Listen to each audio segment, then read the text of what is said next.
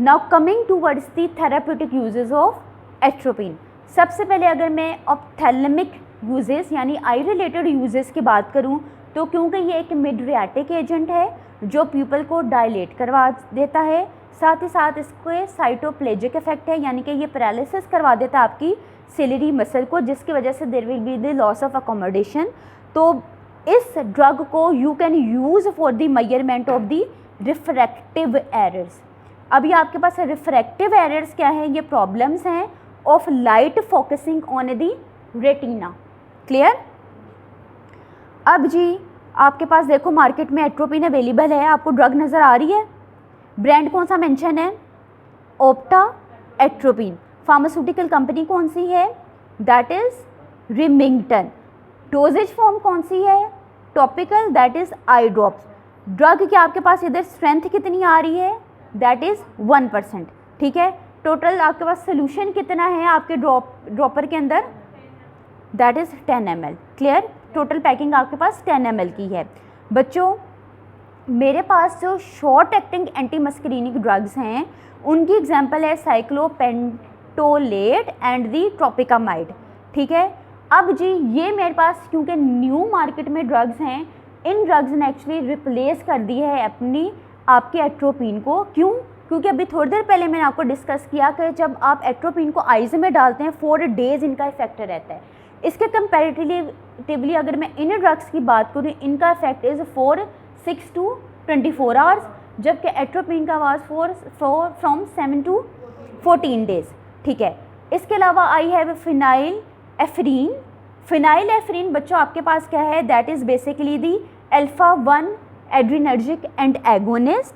ये आपके पास ड्रग है, ये भी प्यूपल की डायलेशन करवा सकती है अगर आपको साइक्लोप्लेजिया रिक्वायर्ड नहीं है।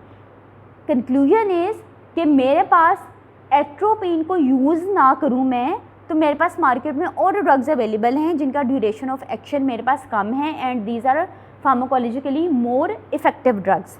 ठीक है, देन जी मेरे पास देखो मार्केट में कौन सी ड्रग? फिनाइलेफ्रीन मेरे पास जेनेरिक है। फिनाइलेफ्रीन हाइड्रोक्लोराइड का ब्रांड कौन सा अवेलेबल है?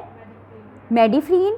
ओके, मेडिफ्रीन की देखो इसके अंदर डोजेज फॉर्म कौन सी है? These are the drops. Pack size क्या है? That is 5 ml। इंग्रेडिएंट इसके अंदर कौन सा था? फिनाइलेफ्रीन हाइड्रोक्लोराइड था।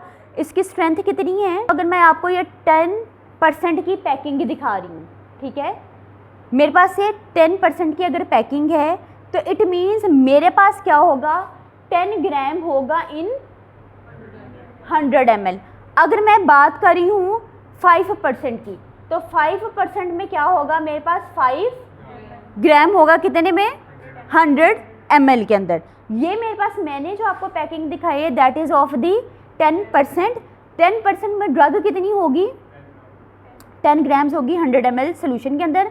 इसका जो यूज़ क्या है? दिस यूज़ इज़ के ये डायलेशन करवाएगा, प्यूपल को डायलेट करवाएगा, तो आप इसको आई एग्जामिनेशंस के अंदर इस्तेमाल कर सकते हैं। क्लियर है बच्चों यहाँ तक? तो दूसरे इफेक्ट्स के ऊपर और थेरेप्यूटिक यूजेस के ऊपर अभी थोड़ी देर पहले we have discuss that this is antispasmodic, तो ये आपके जीआई ट्रैक को रिलैक्स कर देगा। कार्डियोवैस्कुलर इफेक्ट के ऊपर आओ तो this is the drug that you can use for the bradycardia. ठीक है, क्योंकि ये एक एंटी सेक्रेटरी ड्रग है तो भाई this can block the secretion in the upper and the lower respiratory tract before the surgeries. तो ये भी इसका आपके पास थेरेप्यूटिक यूज़ आ गया। वी हैव ऑलरेडी डिस्कस, हम लोगों ने ऑर्गेनोफॉस्फेट पॉइजनिंग के अंदर भी डिस्कस किया था। दिस इज़ एन एंटागोनिस्ट, तो भाई this is can be use as an antidote for the cholinergic agonist. Mushroom poisoning के अंदर आप इसको इस्तेमाल कर सकते हैं। मशरूम पॉइजनिंग क्यों होगी? Because of the injection of the mushrooms. कौन से mushrooms that are containing the muscarine. Muscarine ने क्या करना है कि आपके कोलिनर्जिक या आप मोर प्रिसाइजली कह दो आपके मस्करीनिक रिसेप्टर को जाकर एक्टिवेट कर देना है। तो भी आप इस केस में आप अपने जो एंटागोनिस्ट इस्तेमाल करेंगे दैट विल बी एट्रोपिन।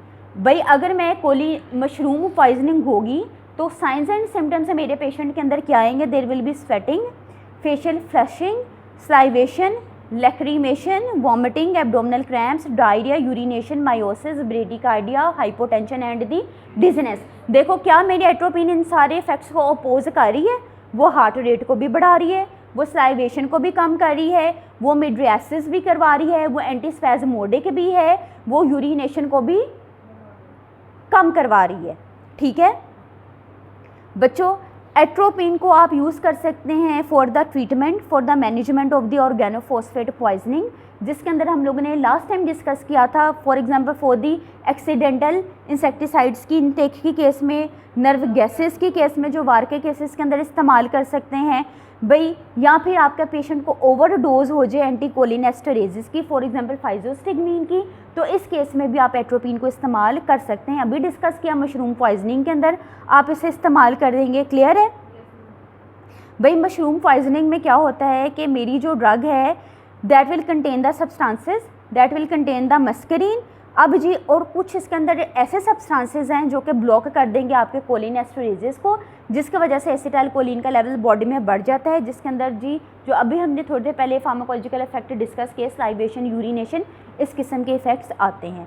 अगर जी मैं अपने पेशेंट को मैसिव डोज दे दूँ एट्रोपिन की for a longer period of time, तो मैं इस किस्म के पॉइजनिंग को ओवरकम कर सकती हूँ। ठीक है, coming towards the pharmacokinetic properties. Atropine आपकी ड्रग है that is readily absorbed, liver में जाके मेटाबोलाइज होगी, यूरिन के थ्रू एक्सक्रीट करेगी। इसका हाफ लाइफ इज़ 4 आवर्स। आप लोगों ने एमसीक्यूज़ पॉइंट ऑफ व्यू से ये चीज़ याद रखनी है।